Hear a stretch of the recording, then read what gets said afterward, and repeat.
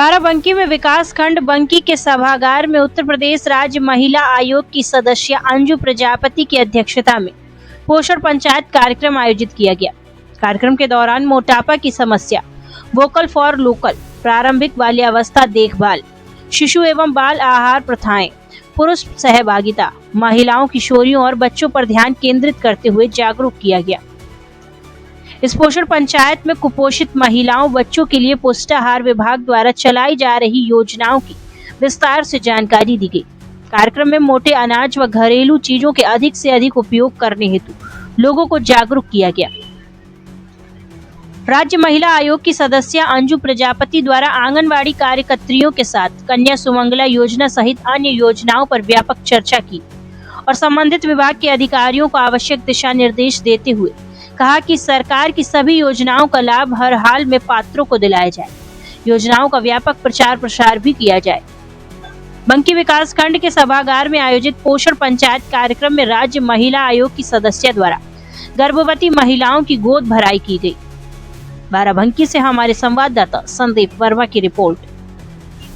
उनको आप फिर से पूछ सकते हैं। और मैं एक बात कहूँगी कि आपके जितने आंगनबाड़ी केंद्र हैं तो भी हेल्पलाइन नंबर सर ने बताए हैं। तो होता क्या, इनको बताया ये कई बार भूल गई, क्योंकि इनके पास भी बहुत सारे काम होते हैं, टीकाकरण करना है और भी काम करना है। तो वो हेल्पलाइन नंबर अगर आंगनबाड़ी केंद्रों में एक फ्लैक्स में लगवा दी जाए तो आपके लिए भी सुविधा रहेगी और जो माताएं इनके पास जाती हैं वो पढ़ करके भी जानकारी ले पाएंगी।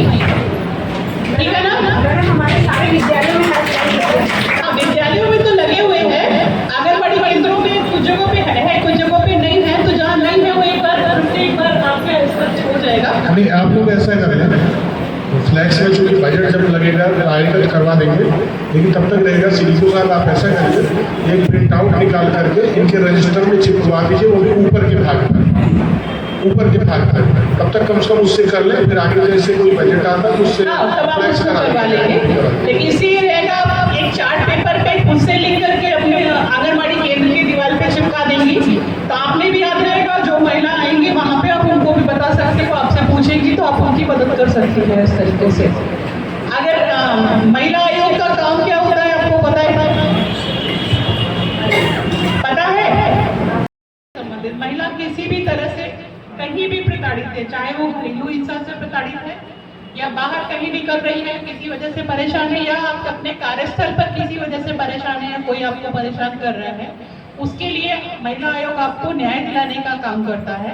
और आपसे जिन परिवारों में आप जाती हैं, कोई किसी की बच्ची है या कोई महिला भी अगर प्रताड़ित है तो आप उसको सलाह दे सकते हैं कि आप महिला आयोग महीने में एक बार आपके यहाँ जनपद में जनसुनवाई लगती है, और नहीं तो महिला आयोग के व्हाट्सएप नंबर पे या उसकी रजिस्ट्री करके अपनी समस्या को वहाँ लिख करके भेज सकते हैं, जिससे आपकी समस्या का समाधान मिलेगा। एक चीज और है कि बहुत सारे घरों में या जहाँ आप जाते हैं, किसी का कोई अनजाने अनजाने में कोर्ट पहुंच जाता है, दहेज का केस लग गया, कुछ लग गया, वो कोर्ट में उनका केस चल रहा है और उनको वकील की फीस अफोर्ड नहीं कर सकते हैं।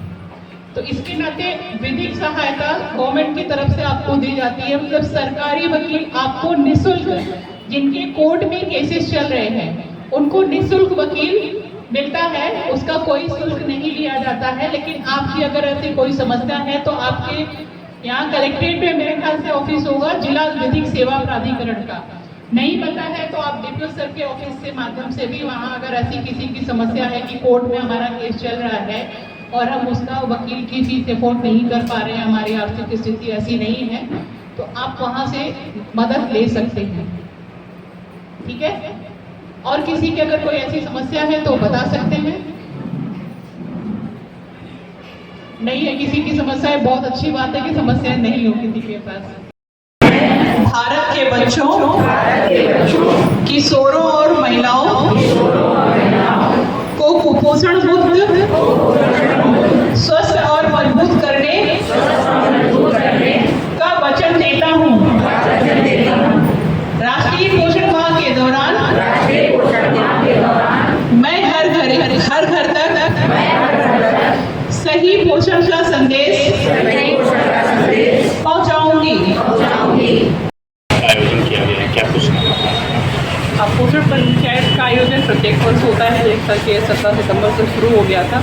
उद्देश्य ये होता है कि सरकार की जो योजनाएं चल रही हैं तो महिलाएं और बच्चे स्वस्थ रहें, तो उनकी जानकारी उनको देना, क्या खाना है, कैसे स्वस्थ रहना है। प्रत्येक वर्ष ये होता है, इस बार भी चल रहा है। इस बार थोड़ा और उस पर अपडेट किया गया है कि क्या चीज़ें आपने खानी है और क्या नहीं खानी, किन चीज़ों से आपने दूरी बनानी है जिससे आप अच्छा स्वास्थ्य पा सकते हैं। मैडम, इतना कुछ करने के बाद भी NHS 5 सर्वे में स्टंटिंग और वेस्टिंग एक बड़ा मुद्दा हर बार बनता है, जिसकी वजह से ग्लोबल हंगर इंडेक्स का भी ग्राफ बहुत अलार्मिंग सिचुएशन आती है। क्या कुछ इस पर ध्यान दिया? अब जैसे मैंने कहा ना कि स्पेशली ये मुद्दा इस बार लिया गया है कि जो लोग ओबेसिटी का शिकार हो रहे हैं उसकी वजह क्या है, उसको कैसे ख़त्म कर रहे हैं, इसका सरकार का प्रयास तरीके से सही से नहीं मिल पा रहा है। लोग बैलेंस जो लाभ मिल लोगों को मिलना चाहिए नहीं मिल पा रहा है। अभी जब देखिए कोई भी नई योजना आती है सरकार की हो या तो उसको इम्प्लीमेंटेशन में थोड़ा सा समय लगता है, क्योंकि जिन्हें वो करना होता है वो भी अपडेट नहीं होते हैं। वो जैसे ही उसको कैसे प्रोसेस करना है अपडेट आते हैं तो ये समस्या अपने आप जो महिलाएं छूट जा रही हैं, जो महिलाएं अगर कुछ छूट जा रही हैं तो मेरे ख्याल से संबंधित विभाग दोबारा से उनके लिए उनको अपडेट करेगा, अपलोड करेगा जो उनके फॉर्म वगैरह हैं और उनको इस योजना का लाभ मिलेगा। मैडम, लास्टली मिशन शक्ति अभियान चल रहा है, महिलाओं के लिए बहुत कुछ किया जा रहा है। अभी भी आशा वर्कर्स और आंगनबाड़ियों के लिए जो ऑनरेरियम दिया जा रहा है बहुत मीगर अमाउंट में दिया जा रहा है, तो उसके लिए कई बार मुद्दा सदन में भी उठा, परंतु कोई रिजल्ट नहीं आ पाया।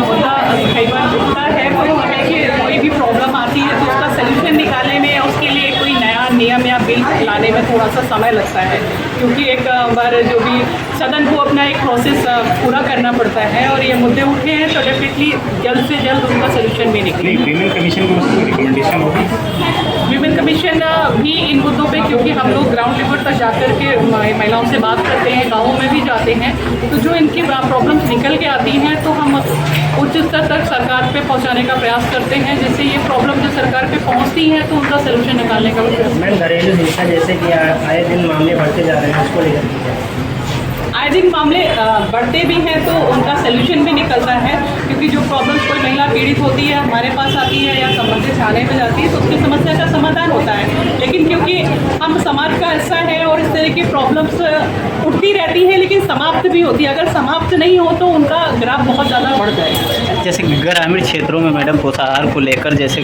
कहीं पर है कि पूरी चीज़ उपलब्ध नहीं कराई जाती, तो उस पर क्या करें?